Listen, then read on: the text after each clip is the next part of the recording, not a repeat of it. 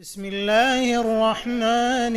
الرحيم. سبحان الذي أسرى بعبده ليلا من المسجد الحرام إلى المسجد الأقصى الذي باركنا حوله لنريه من آياتنا إنه هو السميع البصير.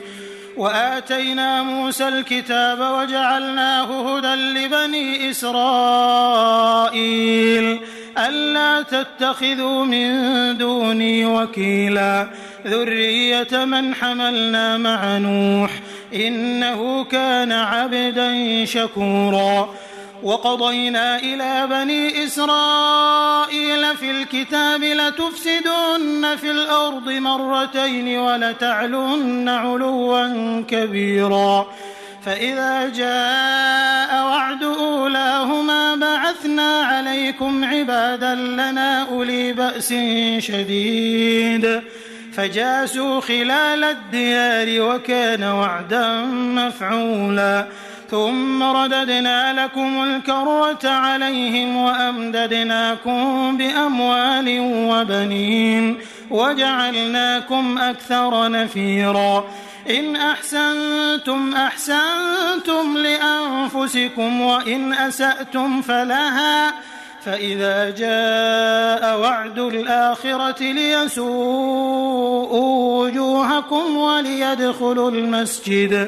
وليدخلوا المسجد كما دخلوه أول مرة وليتبروا ما علوا تتبيرا.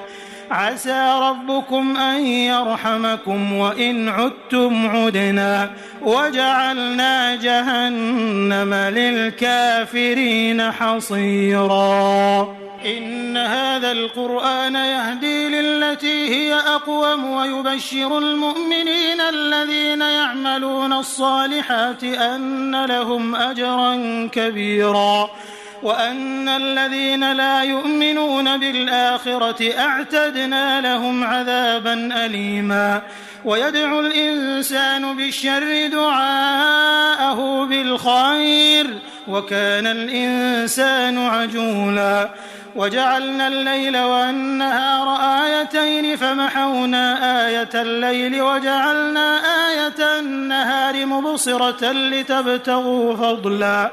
لتبتغوا فضلا من ربكم ولتعلموا عدد السنين والحساب وكل شيء فصلناه تفصيلا. وكل إنسان ألزمناه طائره في عنقه ونخرج له يوم القيامة كتابا يلقاه منشورا. اقرأ كتابك كفى بنفسك اليوم عليك حسيبا. من اهتدى فإنما يهتدي لنفسه ومن ضل فإنما يضل عليها ولا تزر وازرة وزر أخرى وما كنا معذبين حتى نبعث رسولا. وإذا أردنا أن نهلك قرية أمرنا متر فيها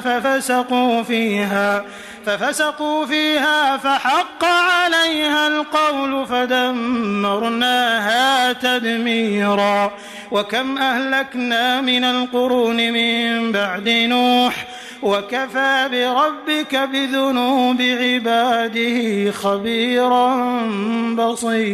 بصيرا. من كان يريد العاجلة عجلنا له فيها ما نشاء لمن نريد ثم جعلنا له جهنم يصلاها مذموما مدحورا. ومن أراد الآخرة وسعى لها سعيها وهو مؤمن فأولئك كان سعيهم مشكورا. كلا نمد هؤلاء وهؤلاء من عطاء ربك وما كان عطاء ربك محظورا. انظر كيف فضلنا بعضهم على بعض وللآخرة أكبر درجات وأكبر تفضيلا. لا تجعل مع الله إلها آخر فتقعد مذموما مخذولا وقضى ربك ألا تعبدوا إلا إياه وبالوالدين إحسانا إما يبلغن عندك الكبر أحدهما أو كلاهما فلا تقل لهما أف ولا تنهرهما وقل لهما قولا كريما واخفض لهما جناح الذل من الرحمة وقل رب ارحمهما كما ربياني صغيرا ربكم أعلم بما في نفوسكم إن تكونوا صالحين فإنه كان للأوابين غفورا وآت ذا القربى حقه والمسكين وابن السبيل ولا تبذر تبذيرا إن المبذرين كانوا إخوان الشياطين وكان الشيطان لربه كفورا وإما تعرضن عنهم ابتغاء رحمة من ربك ترجوها فقل لهم قولا ميسورا ولا تجعل يدك مغلولة إلى عنقك ولا تبسطها كل البسط فتقعد ملوما محسورا إن ربك يبسط الرزق لمن يشاء ويقدر إنه كان بعباده خبيرا بصيرا ولا تقتلوا أولادكم خشية إملاق نحن نرزقهم وإياكم إن قتلهم كان خطأ كبيرا ولا تقربوا الزنا إنه كان فاحشة وساء سبيلا ولا تقتلوا النفس التي حرم الله إلا بالحق ومن قتل مظلوما فقد جعلنا لوليه سلطانا فلا يسرف في القتل إنه كان منصورا ولا تقربوا مال اليتيم إلا بالتي هي أحسن حتى يبلغ أشده وأوفوا بالعهد إن العهد كان مسؤولا وأوفوا الكيل إذا كلتم وزنوا بالقسطاس المستقيم ذلك خير وأحسن تأويلا ولا تقف ما ليس لك به علم إن السمع والبصر والفؤاد كل أولئك كان عنه مسؤولا ولا تمش في الأرض مرحا إنك لن تخرق الأرض ولن تبلغ الجبال طولا كل ذلك كان سيئه عند ربك مكروها ذلك مما أوحى إليك ربك من الحكمة ولا تجعل مع الله إلها آخر فتلقى في جهنم ملوما مدحورا أفأصفاكم ربكم بالبنين واتخذ من الملائكة إناثا إنكم لتقولون قولا عظيما ولقد صرفنا في هذا القرآن ليذكروا وما يزيدهم إلا نفورا قل لو كان معه آلهة كما يقولون إذا لابتغوا إلى ذي العرش سبيلا سبحانه وتعالى عما يقولون علوا كبيرا تسبح له السماوات السبع والأرض ومن فيهن وإن من شيء إلا يسبح بحمده ولكن لا تفقهون تسبيحهم إنه كان حليما غفورا وإذا قرأت القرآن جعلنا بينك وبين الذين لا يؤمنون بالآخرة حجابا مستورا وجعلنا على قلوبهم أكنة أن يفقهوه وفي آذانهم وقرا وإذا ذكرت ربك في القرآن وحده ولوا على أدبارهم نفورا نحن أعلم بما يستمعون به إذ يستمعون إليك وإذ هم نجوى إذ يقول الظالمون إن تتبعون إلا رجلا مسحورا انظر كيف ضربوا لك الأمثال فضلوا فلا يستطيعون سبيلا وقالوا أئذا كنا عظاما ورفاتا أئنا لمبعوثون خلقا جديدا قل كونوا حجارة أو حديدا أو خلقا مما يكبر في صدوركم فسيقولون من يعيدنا قل الذي فطركم أول مرة فسينغضون إليك رؤوسهم ويقولون متاه قل عسى أن يكون قريبا يوم يدعوكم فتستجيبون بحمده وتظنون إن لبثتم إلا قليلا وقل لعبادي يقولوا التي هي أحسن إن الشيطان ينزغ بينهم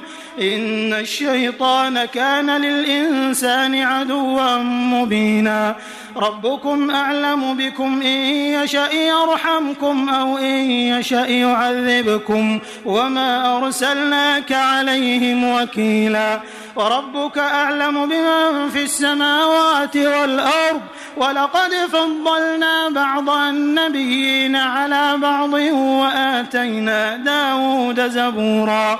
قل ادعوا الذين زعمتم من دونه فلا يملكون كشف الضر عنكم ولا تحويلا أولئك الذين يدعون يبتغون إلى ربهم الوسيلة أيهم أقرب ويرجون رحمته ويخافون عذابه إن عذاب ربك كان محذورا وإن من قرية إلا نحن مهلكوها قبل يوم القيامة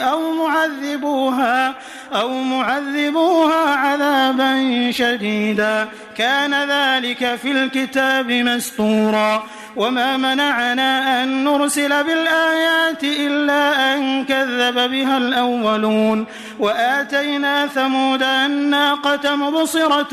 فظلموا بها وما نرسل بالآيات إلا تخويفا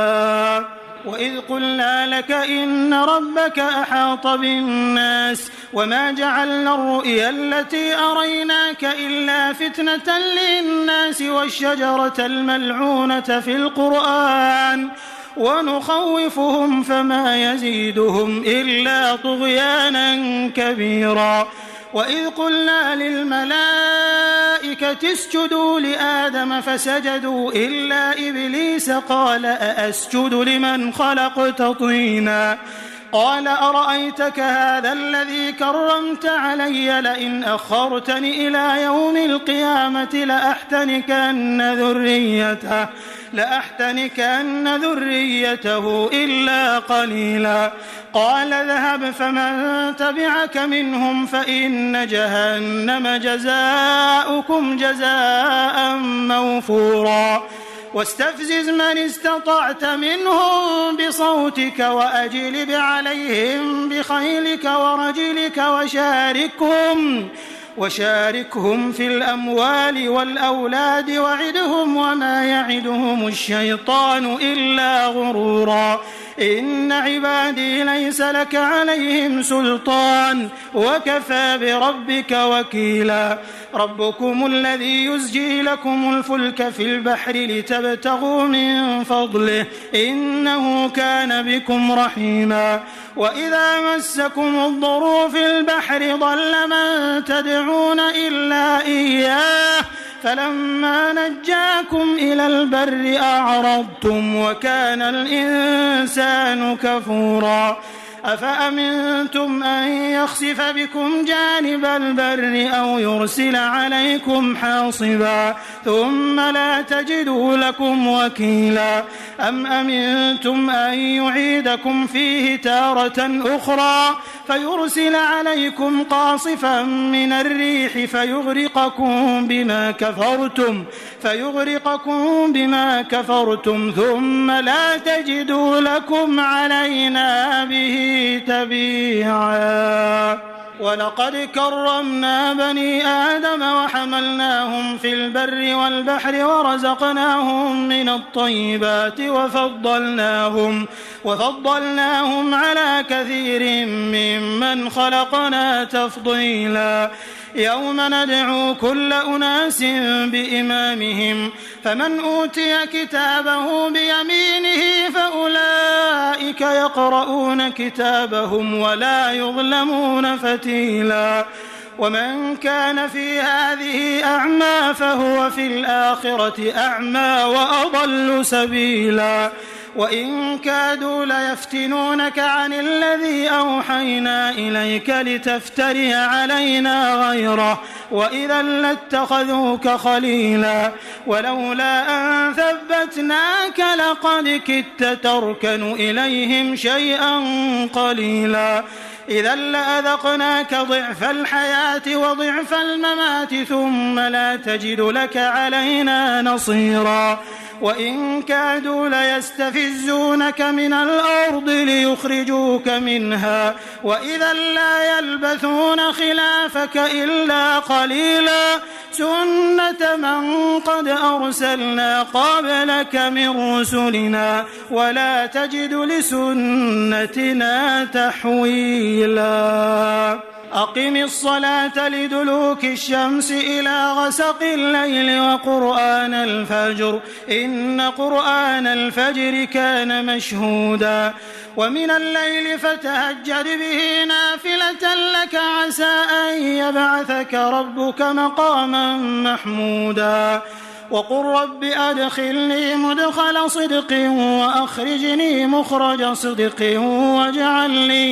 واجعل لي من لدنك سلطانا نصيرا وقل جاء الحق وزهق الباطل إن الباطل كان زهوقا وننزل من القرآن ما هو شفاء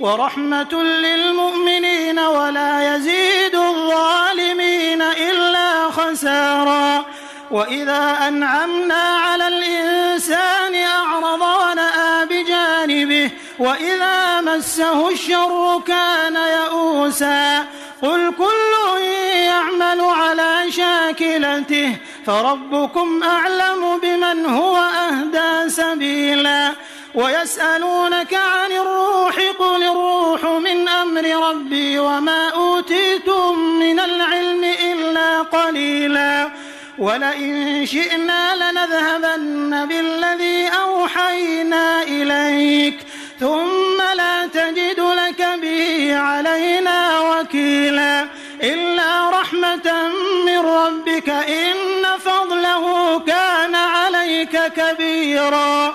قل لئن اجتمعت الإنس والجن على أن يأتوا بمثل هذا القرآن لا يأتون بمثله ولو كان بعضهم لبعض ظهيرا ولقد صرفنا للناس في هذا القرآن من كل مثل فأبى أكثر الناس إلا كفورا وقالوا لن نؤمن لك حتى تفجر لنا من الأرض ينبوعا أو تكون لك جنة من نخيل وعنب فتفجر الأنهار خلالها تفجيرا أو تسقط السماء كما زعمت علينا كسفا أو تأتي بالله والملائكة قبيلا أو يكون لك بيت من زخرف أو ترقى في السماء ولن نؤمن لرقيك حتى تنزل علينا كتابا نقرأه قل سبحان ربي هل كنت إلا بشرا رسولا وما منع الناس أن يؤمنوا إذ جاءهم الهدى إلا أن قالوا أبعث الله بشرا رسولا قل لو كان في الأرض ملائكة يمشون مطمئنين لنزلنا عليهم من السماء ملكا رسولا قل كفى بالله شهيدا بيني وبينكم إنه كان بعباده خبيرا بصيرا ومن يهد الله فهو المهتد ومن يضلل فلن تجد لهم أولياء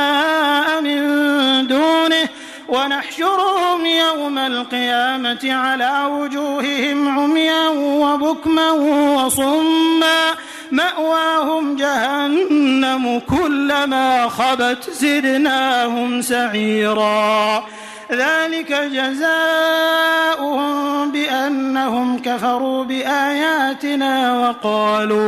وقالوا أئذا كنا عظاما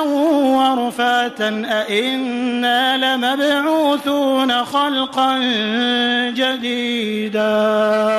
أولم يروا أن الله الذي خلق السماوات والأرض قادر على أن يخلق مثلهم وجعل لهم أجلا لا ريب فيه فأبى الظالمون إلا كفورا قل لو أنتم تملكون خزائن رحمة ربي إذا لأمسكتم خشية الإنفاق وكان الإنسان قتورا ولقد آتينا موسى 9 آيات بينات فاسأل بني إسرائيل إذ جاءهم فقال له فرعون إني لأظنك يا موسى مسحورا قال لقد علمت ما أنزل هؤلاء إلا رب السماوات والأرض بصائر وإني لأظنك يا فرعون مثبورا فأراد أن يستفزهم من الأرض فأغرقناه ومن معه جميعا وقلنا من بعده لبني إسرائيل اسكنوا الأرض فإذا جاء وعد الآخرة جئنا بكم لفيفا وبالحق أنزلناه وبالحق نزل وما أرسلناك إلا مبشرا ونذيرا وقرآنا فرقناه لتقرأه على الناس على مكث ونزلناه تنزيلا قل آمنوا به أو لا تؤمنوا إن الذين أوتوا العلم من قبله إذا يتلى عليهم يخرون للأذقان سجدا ويقولون سبحان ربنا إن كان وعد ربنا لمفعولا ويخرون للأذقان يبكون ويزيدهم خشوعا قل ادعوا الله أو ادعوا الرحمن أيما تدعوا فله الأسماء الحسنى ولا تجهر بصلاتك ولا تخافت بها وابتغ بين ذلك سبيلا وقل الحمد لله الذي لم يتخذ ولدا ولم يكن له شريك في الملك ولم يكن له ولي من الذل وكبره تكبيرا